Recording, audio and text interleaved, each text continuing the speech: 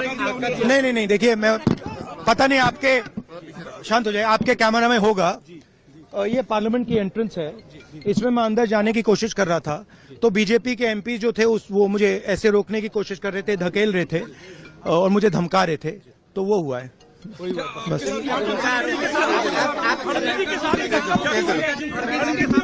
नहीं, देखिए देखिए, हाँ हाँ किया है, मगर ठीक है, कोई मतलब धक्का मुक्की से हमें कुछ होता नहीं है, मगर ये एंट्रेंस है पार्लियामेंट हाउस की और हमारा अधिकार है अंदर जाने का, और बीजेपी के जो मेंबर्स हैं वो हमें अंदर जाने से रोक रहे थे। सेंट्रल इशू है जो आप लोग मांग कर रहे हैं अमित शाह के रेजिग्नेशन को लेकर। नहीं, सेंट्रल इशू है कि ये कॉन्स्टिट्यूशन पर आक्रमण कर रहे हैं और जो अंबेडकर जी की मेमोरी है उसका अपमान कर रहे हैं। बीजेपी सर आप लोगों से माफी की मांग कर रही है, कह रही है कांग्रेस माफी मांगे। मैम आपके साथ बिना कोई सबूत, बिना कोई जांच और राहुल गांधी जी के ऊपर एफआईआर दर्ज करवा दी गई है।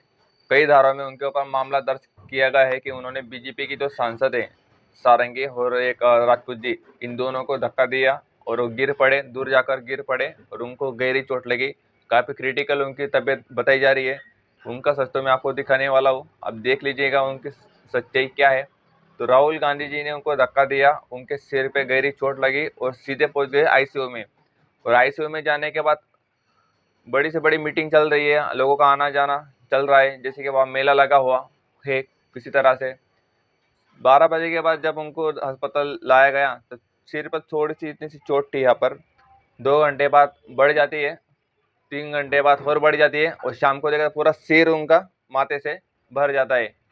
यानी कि पूरी पट्टी करवा दी जाती है कि लोगों को पता चले कि आखिर इनको चोट कितनी लगी है, किस तरह से लगी है। मैंने 2 दिन पहले ये बता दिया था आपको कि सब ड्रामा है, राहुल गांधी जी को फंसाने की कोशिश की जा रही है, एक संपत्ति ली जा रही है लोगों से कि देखिए राहुल गांधी जी ने इस तरह से इनको धक्का दिया और इनको कितना लग गया। लेकिन दोस्तों आखिर सच सच होता है और झूठ झूठ होता है। झूठ को कितनी भी बार आप सच बनाने की कोशिश कर लीजिए वो सच नहीं हो जाता है, और सच को कितनी भी बार आप दबाने की कोशिश कर लीजिए थोड़े दिन के बाद तो खुल जाता ही है।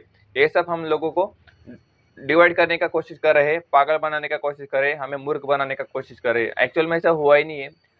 राहुल गांधी जी ने अपने प्रेस कॉन्फ्रेंस में भी बोल दिया और मीडिया से भी बोल दिया, अगर मैंने किसी को धक्का दिया है और धक्का देने के बाद अगर कोई गिरा है तो सीसीटीवी फुटेज लाइए सामने। इतनी बड़ी संसद बनी है, सीसीटीवी तो लगाई होंगे, और सीसीटीवी अगर लगाई है तो उसमें कैप्चर तो हुआ ही होगा। तो राहुल गांधी जी के ऊपर जो आरोप लगाए हैं बिना कोई जांच किए बिना ही उनके ऊपर आरोप लगा दिए और केस भी दर्ज करवा दिया गया है। मैं यही कहना चाहता हूँ, मैं 2 दिन पहले भी मैंने यही कहा था कि ऐसा कुछ हुआ ही नहीं है।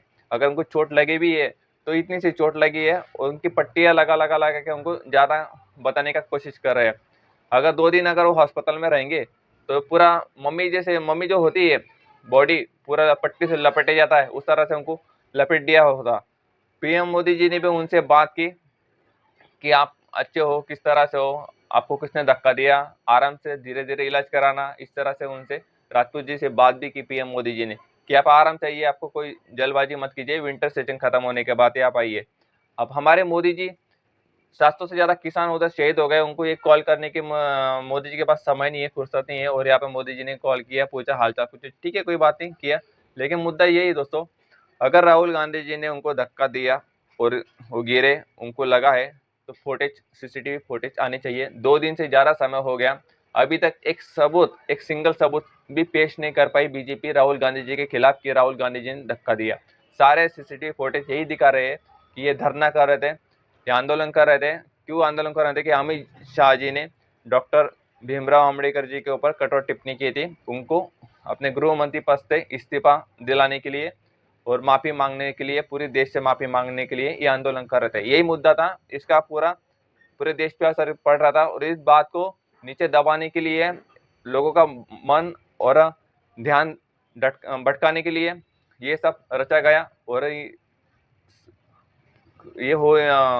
प्लान जो उन्होंने किया था इनमें वो सक्सेस नहीं हो पाए। आखिर जनता को पता ही चल गया कि जनता कितने भी आप जनता को मूर्ख बनाने की कोशिश करो, जनता एक समय के बाद मूर्ख बनना बिल्कुल भी पसंद नहीं करती है, जनता को पता चल जाता है। तो मैं यही आपको दिखाने का कोशिश कर रहा हूँ, आपको वीडियो भी आपने देखा ही होगा। तो चलिए दोस्तों, ये था पूरा सच जो कुछ पब्लिक को पता नहीं होता है। और जो गोदिया मीडिया जो चलाते हैं अपने चैनल के ऊपर, पूरे दिन वही चलाता है, 2-2 घंटे का वही चलाता है कि राहुल गांधी जी ने इसको धक्का दिया, राहुल गांधी ने उसको धक्का दिया, वो आईसीयू में पहुंच गया। आईसीयू में किसको पहुंचाया जाता है दोस्तों? जिसकी हालत काफ़ी गंभीर होती है, काफ़ी क्रिटिकल होती है, उसी को आईसीयू में रखा जाता है। लेकिन ये फ़ोन पे बातें भी कर रहे हैं, आराम से इनको आना-जाना लोग इनसे मिल रहे हैं, ये भी बातें कर रहे हैं। यानी पूरी स्क्रिप्ट इनकी तैयार हो चुकी थी, किस तरह से करना है। इनको ऊपर से आदेश दिए गए थे कि आपको इसे ड्रामा करना है, और वो ड्रामा इनका नाकाब हो गया। तो चलिए दोस्तों, आई होप आपको मेरी वीडियो और मेरी जानकारी अच्छी लगी होंगी तो प्लीज़ चैनल को लाइक कीजिए, शेयर कीजिए और सब्सक्राइब करके सपोर्ट करने का जरूर कोशिश कीजिए। जय हिंद दोस्तों।